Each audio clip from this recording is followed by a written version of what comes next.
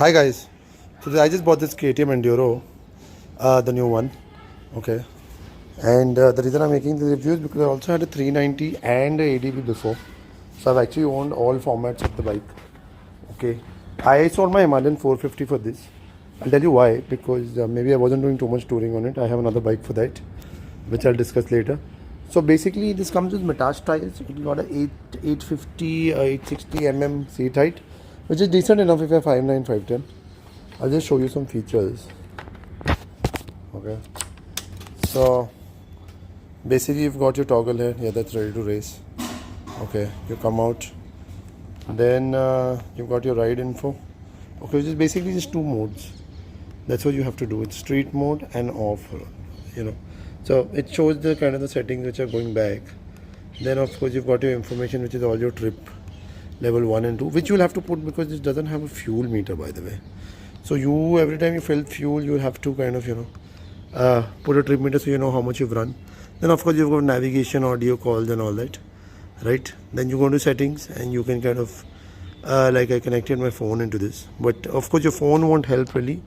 You'll have to kind of set up the rider's headset too, so you can actually hear if you're talking on the phone. I still have to try that out. And then of course it's got your quick shifter and all, which is the main feature in this. So basically quick shifter is the only thing you get from the bigger bikes, and no fuel meter, no TFT screen, but you do get navigation, which will be of course the normal navigation. But all in all, a very good looking bike. It's a big bike and decent amount of power also for an for a 390. So pretty cool. I'll do a ride review soon, and thank you so much. Bye. So the pickup's pretty fast. I'll give it that. And of course it's 46-47 bhp, so the bike is fast. It's light. It's basically very light. I ride a much heavier bike. I have a Tiger Explorer. I have a Rocket 3 GT. So for me it's like it's so much fun riding this. I mean, this bike's what, 178 kgs, which is hardly anything, and you don't get anything below 200. I was planning to buy a classic 650, but that's I think again 200 plus. So that'll be another 30-40 kilos more heavier than this. And look at the handling, look at the way the thing goes, man. This is the thing I've always liked about the Dukes. They just cut through corners. Like, it's damn easy to cut corners on this thing. Now look at this turn which was coming up. I usually, kind of, when I'm on my Rocket, I have to take a longer turn. But seeing that I'm on the Enduro, let's see if I can do a inner cut on this. Because I've never done that before. I've always done it on the Rocket, and it's basically just a fucking heavy bike. See how easy it's going, man.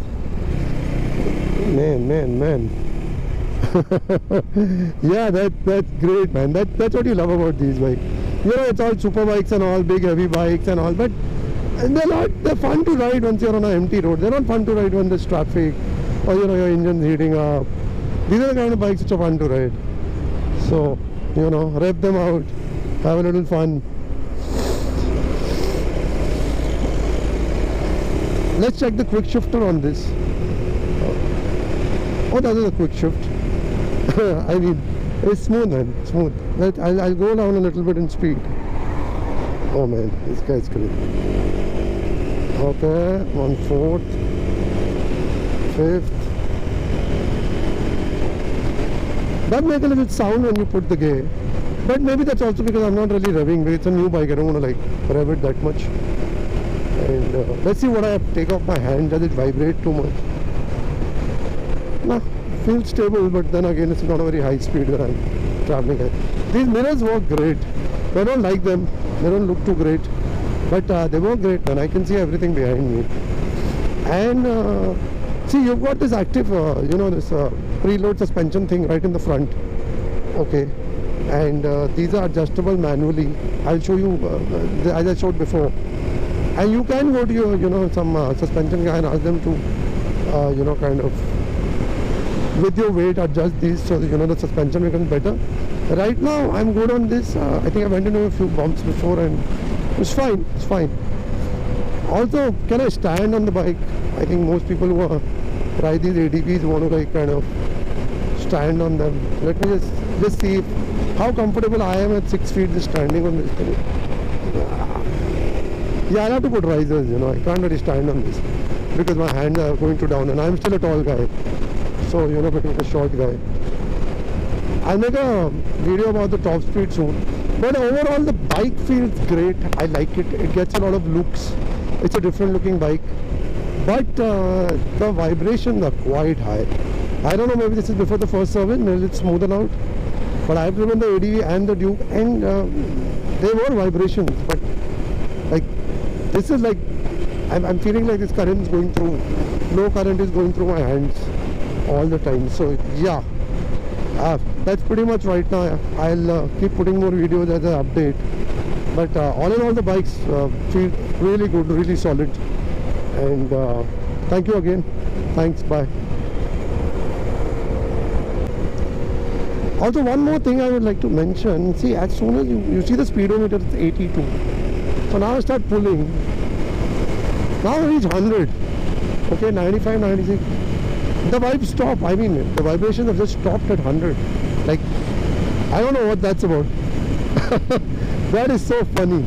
Suddenly the bikes become super smooth. So is it like a thing that the Duke become smooth after 95? I haven't seen that in my Duke and Adventure. They were like basically the same thing throughout the wire.